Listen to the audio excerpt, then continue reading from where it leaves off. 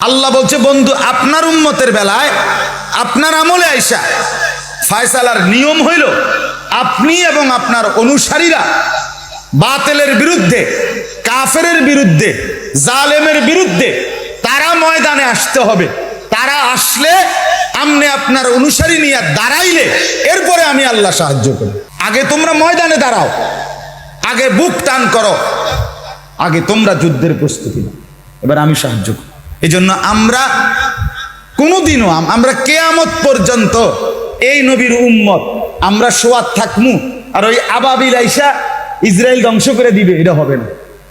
ঈসা নবী পর্যন্ত, আমাদের নবীর আগের নবীর নাম কি, ওই নবী পর্যন্ত আল্লাহর একটা নীতি ছিল একরকম। আমাদের নবীর উম্মতের বেলায়, আমাদের বেলায় আল্লাহর নীতি ভিন্ন রকম। সেটা কি? সেটা এই নীতিটা হইল আপনার আল্লাহর নীতি ছিল আগে, আল্লাহ তাআলা আমাদের নবীর আগে কোনো অবাধ্য জাতি, নাফরমান জাতি, পাপী জাতিকে সীমালঙ্ঘন করলে আল্লাহ সরাসরি আসমানি আযাব দিয়ে ধ্বংস করে দিতেন। এটা ছিল আল্লাহর একটা কি নীতি আগে। কিন্তু শেষ জামানার উম্মত আমাদের নবীর বেলায় আইসা আল্লাহর ফয়সালা ভিন্ন, এটা কোরআনে আছে।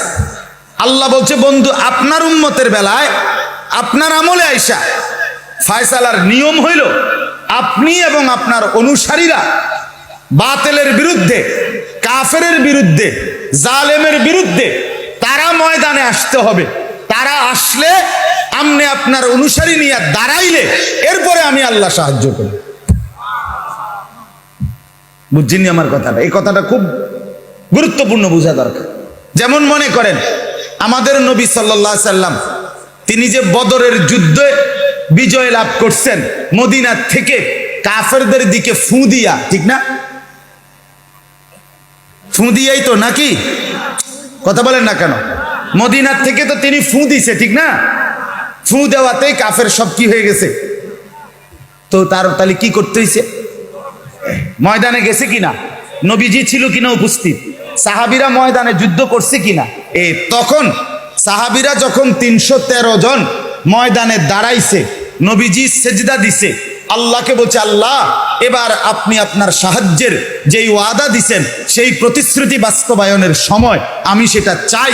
আল্লাহ জিব্রাইলকে বলছে, জিব্রাইল এক্ষুনি তুমি 1000 ফেরেশতা নিয়ে আমার বন্ধুর সাহাবীদের সাথে কাঁধে কাঁধ মিলিয়ে তোমরা যুদ্ধ করো। এটা কোরআনে আছে।